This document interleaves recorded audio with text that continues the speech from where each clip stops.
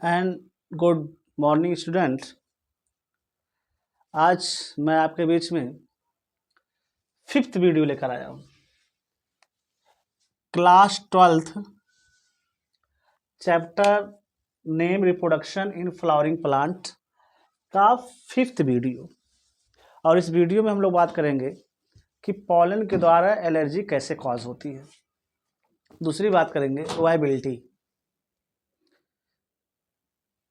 हम शुरू करते हैं कि पॉलन ग्रेन कैसे एलर्जी कॉज करता है। तो हम आपको बता दें कि जब हमारे इंडिया में इंपोर्ट हुआ था वीट, यूएसए से आया हुआ था wheat, USA United state of America से आया था। यह ग्रेन था, ग्रेन। और जब ग्रेन को ग्रो कराया गया फील्ड में तो इसी के साथ एक नया ग्रास देखने को मिला जिसका नाम है पार्थेनियम। पार्थेनियम एक वीड है जो कहाँ से लाया गया था? यूएसए से लाया गया। किसके साथ आया था? तो आप बताएंगे सर वीट के साथ आया था। पार्थेनियम को हम कैरट ग्रास भी बोलते हैं, कैरट ग्रास, या इसी को बोला जाता है Congress grass, Congress grass. 3 name है, याद रखना। पार्थेनियम, क्योंकि पार्थेनियम को जो लीफ होता है कैरट लाइक दिखता है, इसलिए इसे कैरट ग्रास भी बोलते हैं। इसे कांग्रेस ग्रास भी कहा जाता है। बेटा इसका साइज होता क्या है कि ये बहुत स्मॉल साइज का होता है, 25 माइक्रोमीटर का होता है। यह इनहेल हो जाता है। इनहेल जब होता है एयर के साथ तो हमारे बॉडी में जानते हैं कि लंग्स होते हैं, लंग्स। और लंग्स में जो ये पार्ट होता है उसको हम बोलते हैं ब्रोंकाई, ब्रोंकाई। ठीक। इस ब्रोंकस में इन्फ्लेमेशन कॉज कर देता है, इन्फ्लेमेशन। और इन्फ्लेमेशन कॉज करता है तो इसको बोला जाता है ब्रोंकाइटिस।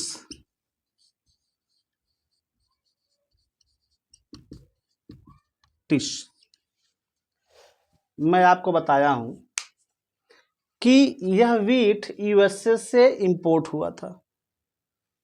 इंपोर्ट होने के बाद इंडिया में आया, जब ग्रो इसको कराया गया तो देखा गया कि इसके साथ पार्थेनियम ग्रासेस भी ग्रो करने लगे, कि जो अनवांटेड थे, वीड के फॉर्म में आए।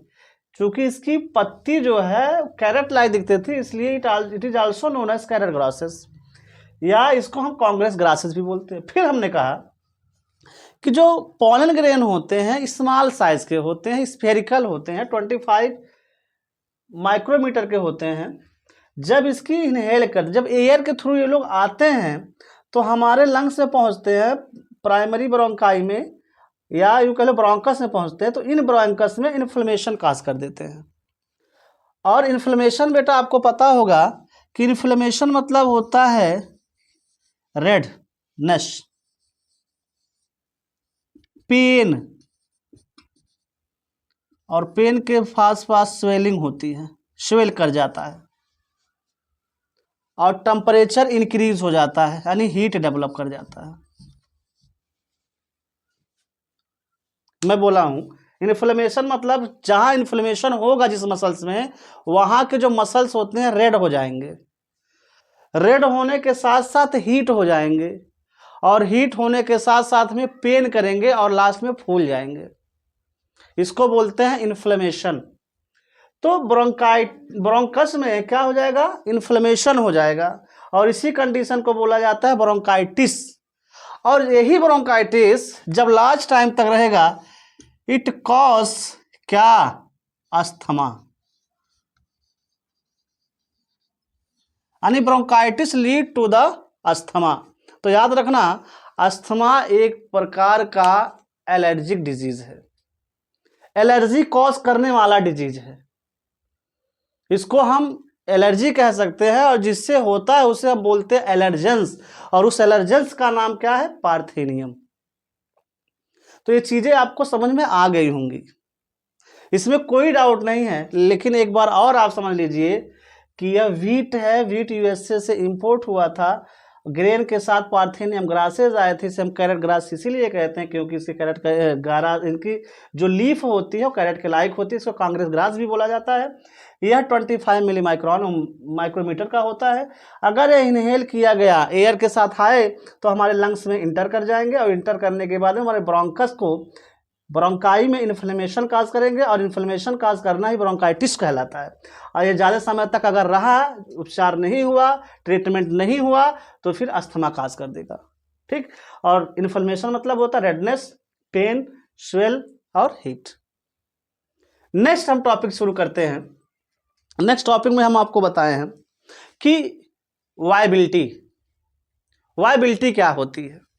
वायबिलिटी मतलब होता है कि जैसे पॉलिनेशन होना है, हमें पॉलन ग्रेन चाहिए, ओव्यूल चाहिए, तो उसको हमें चाहिए, तो एक पॉलन ग्रेन अगर एंथर से रिलीज हो रहा है, और रिलीज होने के बाद स्टिग्मा पे जा रहा है, या बाहर कितने टाइम तक वह जिंदा है, सरवाइव कर रहा है, वही उसका वायबिलिटी कहलाता है। हम आपसे ये कह रहे हैं कि कोई एंथर है, एंथर रप्चर हो गया, अब उससे पॉलन ग्रेन निकले, पास आउट हुए। अब पास होने के बाद में वह बाहर की दुनिया में जब आए तो कितने समय तक वो जिंदा है, वही उसकी वायबिलिटी कहलाती है। इसको इंग्लिश में कैसे बोलेंगे या कैसे डिफाइन किया गया है? ये pollen grain can survive for a maximum time after dehiscence of anther और release from the anther. Board पे हम देखते हैं वायबिलिटी कहते किसे। इसको आप लोग देख लीजिए, स्क्रीनशॉट ले लीजिए, फिर हम आगे चलते हैं। चलिए, अब हम आपको बताने जा रहे हैं वायबिलिटी। वायबिलिटी मतलब ये होता है कि कोई पॉलन ग्रेन कितने समय तक सर्वाइव कर सकता है, वही उसकी वायबिलिटी कहलाती है। A pollen grain can survive for a maximum time, a pollen grain can survive for maximum time after dehiscence of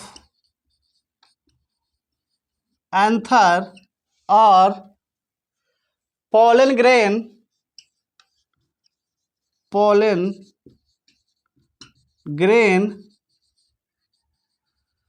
released from anther। आपको हम बताए हैं कि अगर कोई पॉलन ग्रेन है, this is the pollen grain, sorry this is the anther. Anther के अंदर कौन डेवलप कर रहे हैं? Pollen grain. यह पॉलन ग्रेन बाहर आते हैं, इनकी जो वाल होती है रप्चर हो जाती है। यह अब यह बाहर आकर के जितने समय तक जिंदा रहेंगे, सरवाइव करेंगे, वही उसकी क्या कहलाती है? वायबिलिटी कहलाती है। क्या कहलाती है? वायबिलिटी।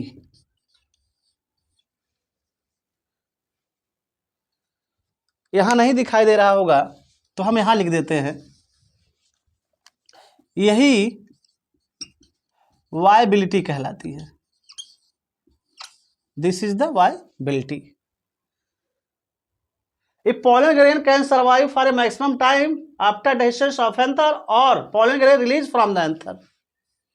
यानी रिलीज जब हो जाए उसके बाद वह कितने टाइम तक सर्वाइव करती है, वही उसका वायबिलिटी कहलाता है। आपके बुक में दिया है, एनसीईआरटी लिखा हुआ है कि जो मेज हैं, व्हीट हैं, राइस, इसकी जो वायबिलिटी होती है, वाइबल होते हैं 30 मिनट। मेस, व्हीट, राइस की जो वायबिलिटी टाइम होती है पॉलन ग्रेन की, वह 30 मिनट होती है। इसके अलावा आपके बुक में लिखा गया है कि रोजेसी, लेगुमुनेसी,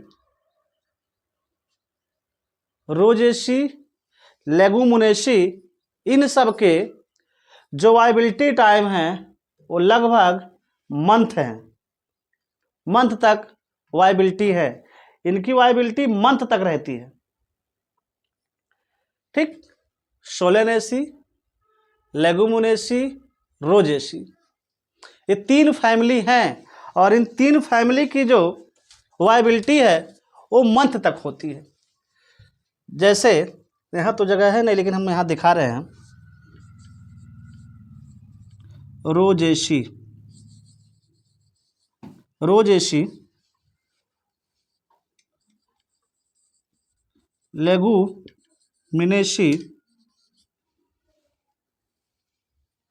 लेगुमुनेसी के साथ साथ में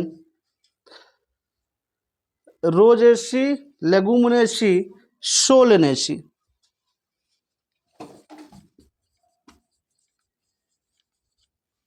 इन 3 की वायबिलिटी मंथ तक होती है। This is the viability.